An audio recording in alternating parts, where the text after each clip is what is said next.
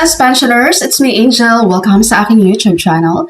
So today is April 5, 2026. Umagang-umaga guys. Sasagutin ko tong napaka-importanting tanong ni Sir Francis. Hi sir. Sabi niya, gusto ko lang po malaman, bakit late ang pensyon ngayon?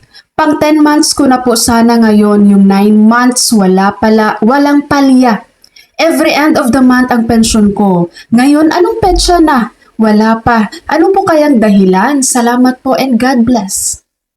Marami po tayong mga SSS pensioners na batch 1 na hindi pa rin nakakatanggap ng kanilang pensyon for the month of April 2026 na dapat nung April 1 natatanggap na nila yan. Kagabi lang ako nagbigay ng time sa sarili ko guys na magbasa ng mga comments and ang dami po, as in ang daming mga comments ng mga batch 1 pensioner ni SSS na mga nagtatanong bakit hindi pa rin pumapasok sa kanila ang kanilang pension for the month of April 2026.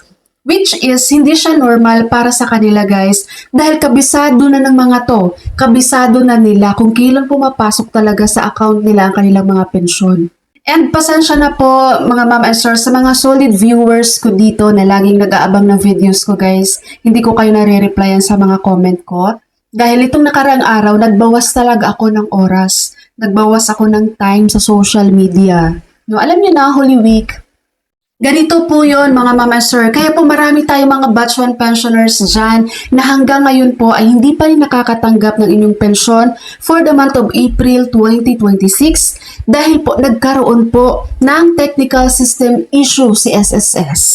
Again, nagkaroon po ng technical system issue si SSS. Ibig pong sabihin nito, may mga pensioners tayong batch 1 na nakatanggap na ng kanilang pensyon sa SSS at meron din tayong mga pensioners ni batch 1 na hanggang ngayon po ay hindi pa rin nakakatanggap ng inyong pensyon kay SSS. Actually po, nagsasend po ng email si SSS sa mga pensioners po na hindi nakatanggap ng pensyon. Baka hindi nyo lang na-receive guys or baka hindi lang kayo nakacheck ng email nyo. So katulad nito po, so sabi dito ni SSS, ayan, mahal naming pensioner, nais naming ipabatid sa inyo ang inyong pensyon para sa April 1, 2026 ay kasalukuyang hindi pa nakikredit dahil sa technical system issue. Kasalukuyan na itong inaayos ng aming IT team at inaasahang papasok ang inyong pensyon bago o sa darating na April 8, 2026. Humihingi po kami ng paumanhin sa anumang abala na naidulot nito at taos-pusong nagpapasalamat sa inyong pang-unawa at pasensya. Maasahan ninyo na patuloy kaming nakatuon sa pagbibigay ng maayos at tamang serbisyo sa inyo. Lubos na gumagala ang SSS. So may mga pensioners po tayo guys. Siguro yung iba dito walang email address or kaya wala kayong SSS online account. Kasi ito kung meron silang SSS online account, makaka-receive talaga sila ng email mula sa SSS.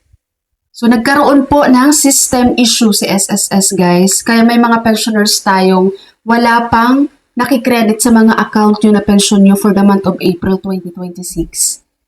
So, ang sabi dito ni SSS, asahang papasok ang inyong pensyon bago o sa darating na April 8, 2026. So, bukas April 6, malamang merong mga pensioners dito na makakatanggap ng kanilang pensyon. Pag wala naman po, pagbibigyan niyo po si SSS hanggang April 8, 2026.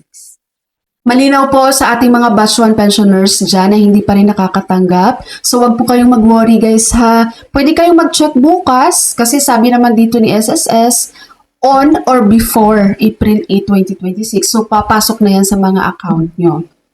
Okay? And hopefully po, para naman sa ating mga batch 2 pensioners dyan na mag-payout sa April 16, 2026, no? Sana maging okay na itong system ni SSS para maging smooth lang din yung pag-receive nyo and on time yung matanggap ang inyong pension mula sa kanila.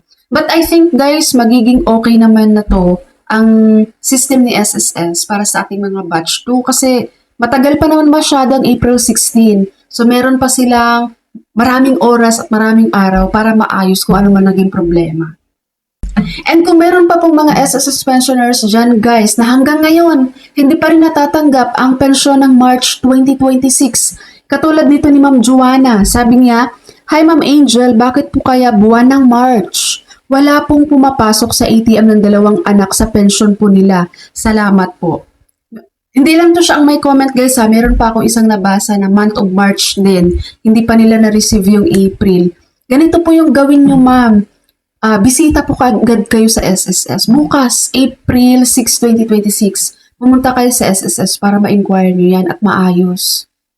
Kasi hindi natin alam kailan po nag-start itong technical issue nila.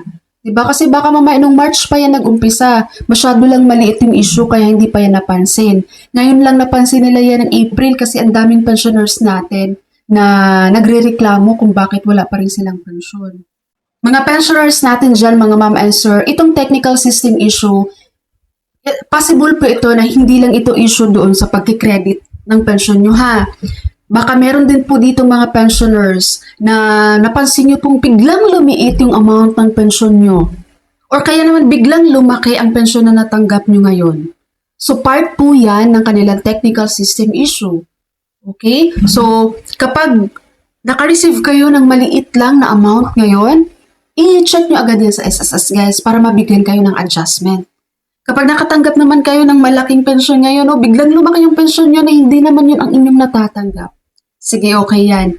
Pero, once guys na hindi naman talaga yan yung amount na na-receive nyo, mati-check at mati-check din yan ni SSS. So, sa susunod yan, ibabawas yan sa inyo kung nag-overpayment yan sa inyo sa SSS, guys.